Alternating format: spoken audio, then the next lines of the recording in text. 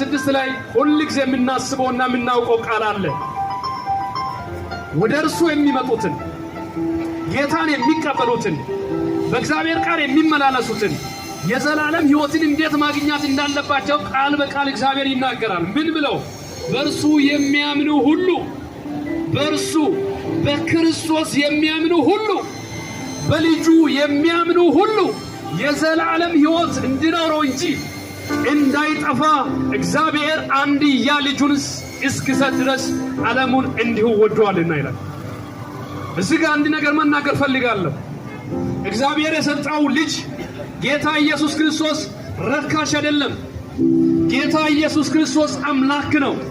አምላክን ለሰው ልጆች የሰጠው ለምንድን ነው ቢባል ሰዎች ኃጢአተኛ ስለሆኑ ኃጢአተኞች ስለሆንን በኃጢአት ውስጥ ስለምንመላለስ መልካም ነገርና ጽድቅ ስለሌለ ወደ ጽድቅ ለመምራት ክብር ለጌታ ይሁን፣ ክብር ለኢየሱስ ይሁን። ወደ ጽድቅ ለመምራት ከእግዚአብሔር ጋር ለማስታረቅ እግዚአብሔር አንድያ ልጁን የሚወደውን አንድያ ልጁን አምላክ የሆነውን አንድያ ልጁን ለዓለም አሳልፎ ሰጠ። ለምን ሰጠ ሲባል እንዲሁ ማለት በነፃ በረካሽ ያለ ዋጋ ይውላችሁ። ለኛ ነው ዋጋ የሌለ፣ ለአምላክ ግን ጌታ ኢየሱስ ትልቅ ዋጋ ነው። አንደኛ የሚወደው ብቸኛ ልጅ፣ ሌሎች ልጆች ካሉበት አይደለም።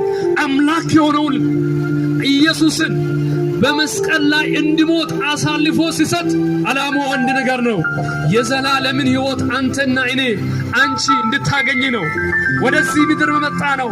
በዚህ